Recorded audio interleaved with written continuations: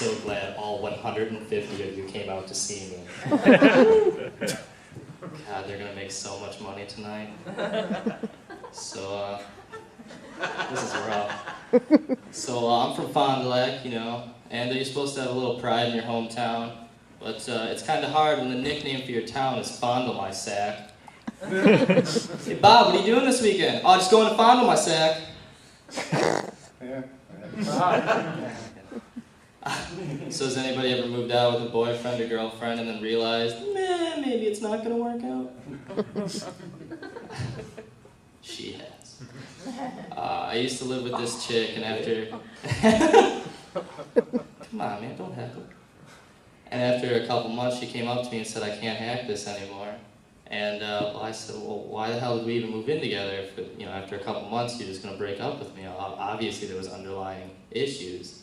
And she said, well, she thought moving in together would fix our problems and bring us closer together as a couple. And that's bullshit. Because, come on, guys, let. And I said that was bullshit because that's kind of like buying a cat when you have cat allergies. Or better yet, that's like having sex with somebody who has herpes to get rid of your herpes, but all it's going to do is give you double herpes. Now you got to use double the ointment, and you can't get double herpes ointment from the doctor, so now you got to get from some sketchy website, herpesemporium.com, which is like the Costco of the herpes world, and they send it to you in an unmarked brown box, but the whole neighborhood knows what's up. They can smell it from a mile away. 10 people laughing sounds really good. But, so, wow. What should we talk about? Well, fuck, there goes my set. Oh, alright, got it. So, keeping a relationship together is kind of hard, you know? And something guys can do is just, you know, remember the small things. You know, things that don't matter, like her birthday or your anniversary. Things that don't really matter, you know? But honestly, girls, if you show me a boob, let me touch that boob, or maybe have sex with me on a regular basis, you could forget my first name and I wouldn't give a fuck. Since we're talking about boobs, I'm a man, I'm a boy who likes smaller breasts, you know? Because first of all, my physique can't handle more than an A or a B cup.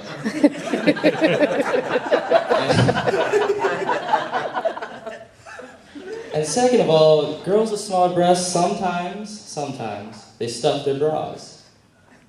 And I like that, because that means I've got something to clean up with afterwards. Yeah. No awkward trips to the bathroom for tissue paper for me.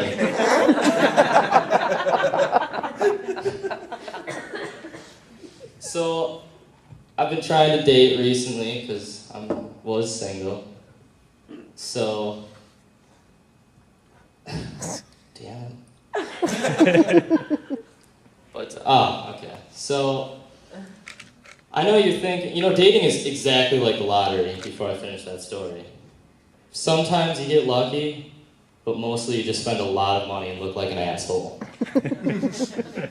And that is true. So there's a difference between the women I get and the women that most guys get, because, you know, I don't like to do manly things, like work on cars and fix a house. I like to go shopping and gossip. So, I get very attractive women, it's true. But they all think I'm gay. And I don't have the heart to tell them that I'm not gay, because then they won't let me watch them undress.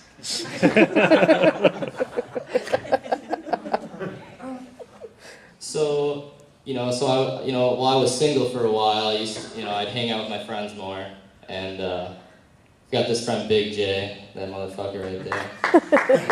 And we call him Big J because he's tall and fat. And so I was hanging out with him, and he suggested we should go to Spice. And if you don't know what Spice is an adult bookstore just outside of Fond du Lac. And we go there, and we're walking in, and I'm thinking to myself, you know, big guy and little guy walking into a sex shop is a great way to start a joke. So we walk in, and we get in there, and the guy behind the counter is eating a yogurt. And he's going to town on this yogurt. I'm talking licking the spoon, he's eating out the cup. Yeah. And I'll tell you what, that guy knows how to run a business, because I didn't want to do anything but look at porno after I saw him do that.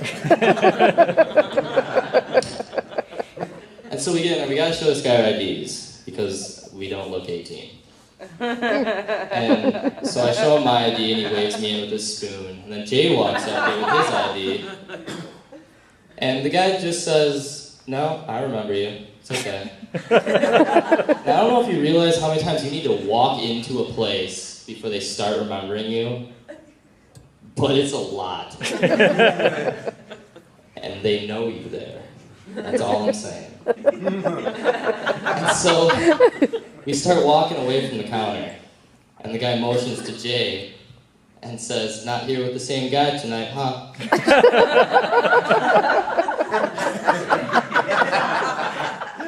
Because I was under the assumption he went alone mostly. So, how much time do I have over there? I didn't see a light yet. Oh my. Is that my minute? Sure. So, you guys ever seen your grandparents' genitals before? Okay, I'm the only one, that's cool. So, me and my dad went to go hang out with my grandfather one time. And we got to his house. What the fuck is going on over there? We went to his house, and he's sitting on his porch outside, and he's got these loose-fitting shorts on. And we walk up, and we notice that his cock and balls are just hanging out the right side of his pant. And me and my... there's nothing to say to that. You can't even tell him, because that's awkward for you, that's awkward for him. And obviously the situation wasn't going to get any worse than that. So the situation got worse. And this construction worker comes around the corner, and he walks up the sidewalk, and he's, "Mr. Malson, we're doing some construction down the road, and we had to turn off your And then he makes eye contact with my grandfather's ball sack. And he looks at my dad, looks at me, looks back at the ball sack, and then just walks away.